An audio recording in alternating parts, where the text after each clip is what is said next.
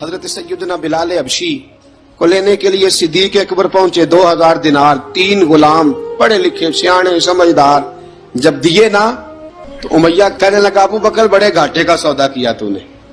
ये पढ़ा लिखा मुझे दे के जा रहा है और ये अनपढ़ तू लेके जा रहा है। ये खूबसूरत रूमी गुलाम दे के जा रहा है और ये हबशी काले रंग का तू लेके जा रहा है, और 50 दिनार का गुलाम 2000 दिनार में तू लेके जा रहा है। हजरत जनाब सैयदना सिद्दीक अकबर रज़ी अल्लाह ताला कहने लगे, उमैया तू काफर है, लेकिन तूने अभी भी पैसे थोड़े मांगे हैं। तूने बिलाल का रंग देखा है, मैंने मुस्तफा के इश्क का रंग देखा है। फरमाया तू अभी इसके रंग में उलझा हुआ है। फरमाया अगर मैं यमन का हुक्मरान होता, यमन का बादशाह होता, और तू मुझे कहता कि बिलाल मैं तब दूंगा जब तू मुझे यमन की हुक्मरानी देगा। फरमाया मैं तुझे यमन की हुक्मरानी भी दे देता, लेकिन बिलाल को जरूर खरीद के ले जाता।